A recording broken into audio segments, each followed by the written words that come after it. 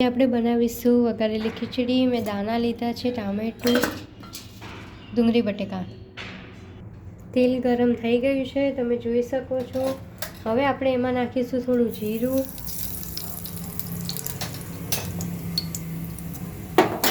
પછી ડુંગળી બટેકા નાખવાના છે,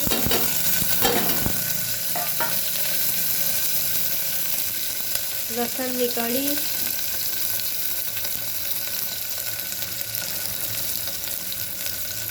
જે દાણા રાખ્યા હતા ફોલીને,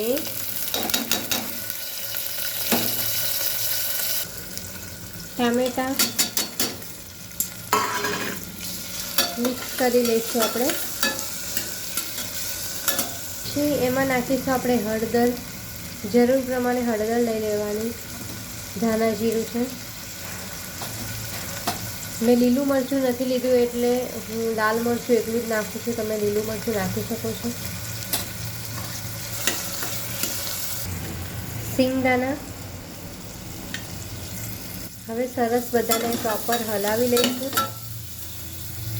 સ્વાદ પ્રમાણે મીઠું,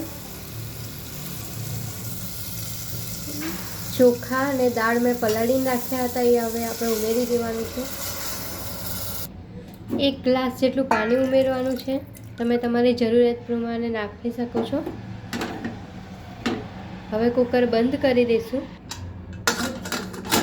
સરસ વઘારેલી ખીચડી 2 વિસલ પછી ઉતારી લઈશું।